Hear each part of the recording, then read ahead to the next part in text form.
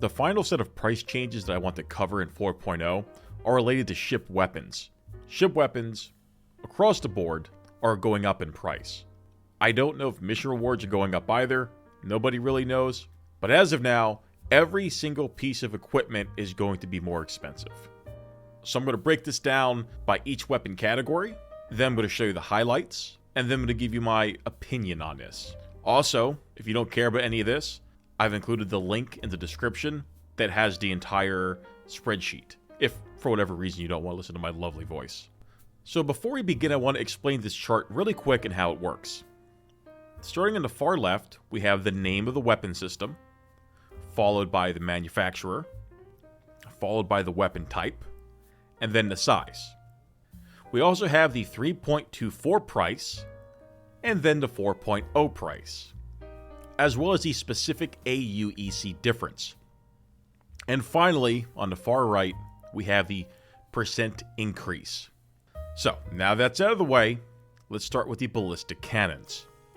All ballistics in general are not very useful, at least in the current balance of the game. You're almost always better off running lasers, and that may change with armor. Curiously, the rearming fees of all weapons has also been increased across the board. Now, I don't have the exact numbers for this because, as you can imagine, that would take a lot of time. But they have increased the cost of rearming ballistics and missiles. So, essentially, all types of ordnance. And we don't know if it's a bug or not, but whenever you claim a ship, it does not come back rearmed. Which means that once you claim it, you have to rearm the ordnance entirely. That includes the ballistic weapons and the missiles. So not only are we seeing some very expensive weapons here in the ballistic cannon category, we have to also factor in it's going to cost more to rearm these. I cannot see ballistics at all being worth using. And out of all these ballistic cannons, the only one I've really found myself using was the Deadbolt 5. That was the only one that, in my opinion, really performed. The rest of them here, just not very good. Next up, we have ballistic Gatlings. Two of these, the AD-6B and Draugr, are size 6s. You couldn't really find them in a game in 3.24, but they were in the files. But again, with them being ballistic and everything I said earlier, I can't see myself using these or justifying the cost. And now we've got the smaller ones. We've got ourselves the AD-5B, which is tried and true. Behind the Deadbolts, the AD-5Bs were always that breaking point where these weapons were quite good. In 3.17, even post-ballistic cannon buff, and then subsequent nerf, the 85Bs and 4Bs were pretty usable, at least on Connies and things like that. Now, not so much. On paper, they got the DPS, but with the shield bleed through and everything else, not so much. Curiously, though, they are the most effective still, and they are also still the most expensive. The rest on the list here, I've never bothered using. And then finally, ballistic repeaters. These are arguably the most useless of all the ballistic weapons in the game currently. Same thing here. Expensive. Go through ammo incredibly quickly. People just rip these off immediately and put on laser weapons. And I can't see that changing anytime soon. The next category is going to be distortion weapons. We're going to include all of them in here for the sake of brevity. So that goes from cannon all the way down to scattergun. These were the PvP meta for quite a long time. They have significantly fallen out of favor. I do not see them returning to favor anytime soon, especially with the way soft death works and everything else. That may change. Curiously, though, these have had the most significant increases in cost. So somebody at CIG seems to value these weapons, just not the player base anymore. And maybe rightfully so. But who knows? This might be in preparation for something that makes distortions a desirable piece of equipment. Until then, this is all fluff. And now we're going to be at the part that actually matters, which are laser weapons. Starting off with laser cannons.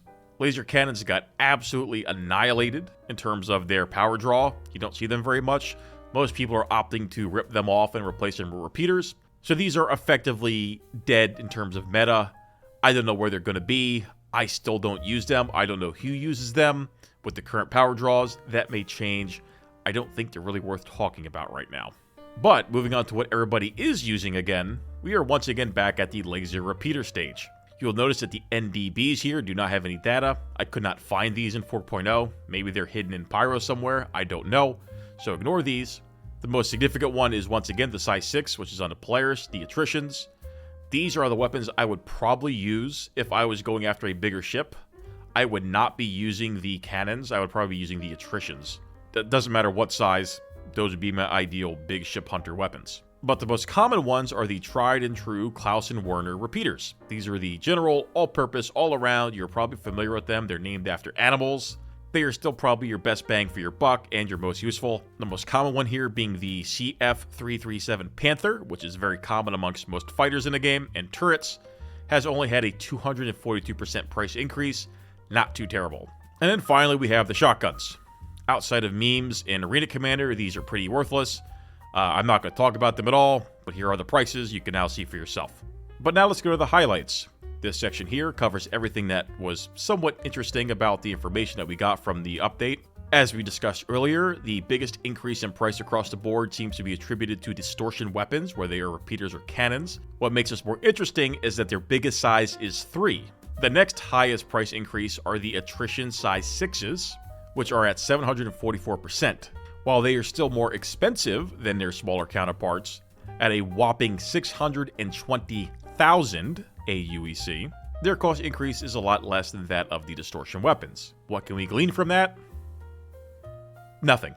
So now let's take a look at the weapons that have received the least amount of increases in price.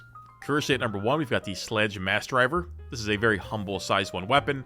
This was quite powerful for some time. It's since been nerfed into the ground. It is never used anymore, so it is rightfully so that it did not really get an increase. Most of the weapons on this list are actually pretty bad for the current balance of the game.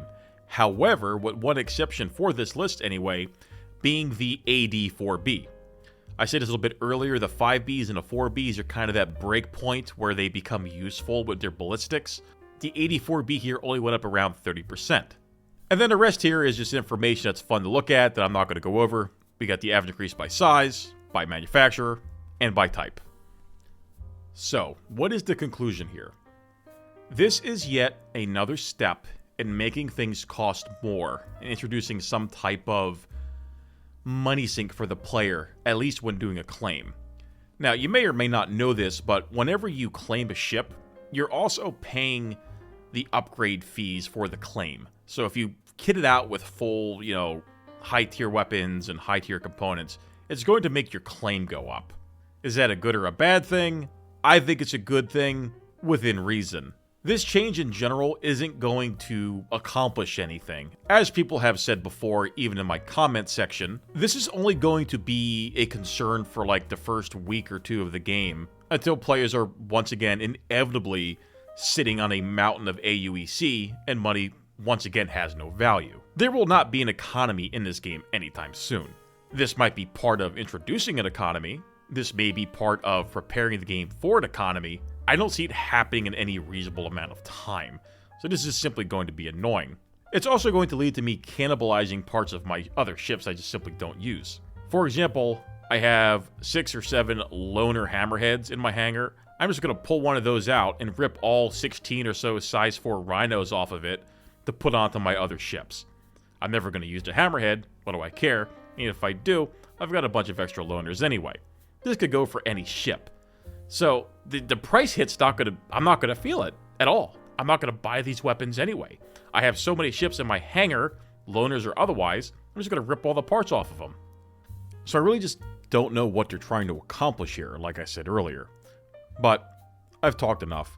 You guys let me know what you think in the comments. I always read them. And as always, you're welcome to hop on our Discord. Link is on screen right now. Thank you for watching.